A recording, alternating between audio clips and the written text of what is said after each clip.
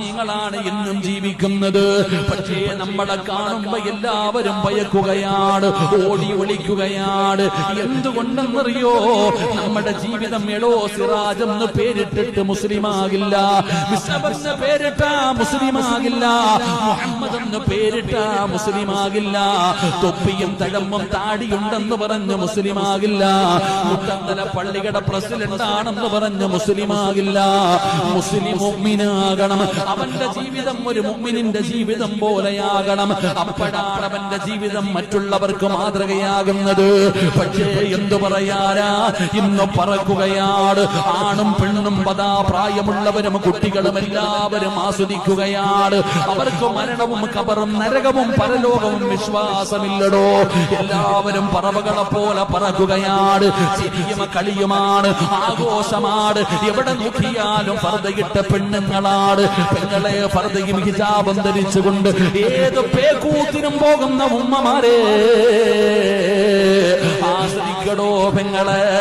എന്റെ ചെറുപ്പക്കാരോട് 2025 ജീവിക്കുന്ന ചെറുപ്പക്കാര് പറയുകയാണ്, ഉസ്താദേ നിങ്ങളൊക്കെ പറയുന്നത് പോലെയല്ല ജീവിതം ആസ്വദിക്കാനുള്ളതാ, ആസ്വദിക്കാനുള്ളതാ.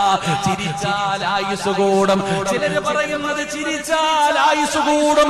പെങ്ങളെ വാപ്പാ കാലിലേക്കൊന്ന് നോക്കണേ വാപ്പാ. ഒരുപാട് ചിരിക്കുമ്പോ, ഒരുപാട് ആസ്വദിക്കുമ്പോ, ഒരുപാട് സുഖിക്കുമ്പോ, സമയം കിട്ടുമ്പോ ഇടയ്ക്കിടയ്ക്കൊന്ന് ചെരുപ്പിൽ നോക്കണേ. ചെരുപ്പിന്റെ വില എത്രയാണെന്ന് കാണാനല്ല. കുല്ലും ഇൻമോ സബ്ബഹു ഫീ അഹ്ലിഹി വൽമൗതു അദിനാ മിൻ ശിറാകി നഅലിഹി. സിറാജിനോട് പറയുന്നു, സിറാജ് ഇടയ്ക്കിടയ്ക്ക് ചെരുപ്പിലൊന്ന് നോക്കടാ.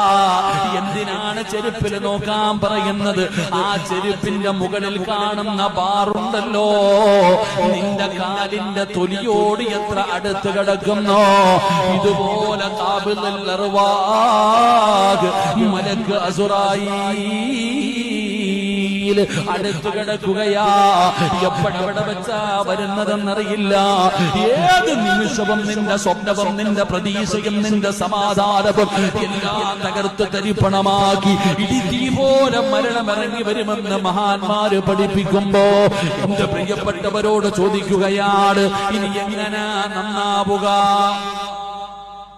ആണും പെണ്ണും ചെറുപ്പക്കാരും പ്രായവും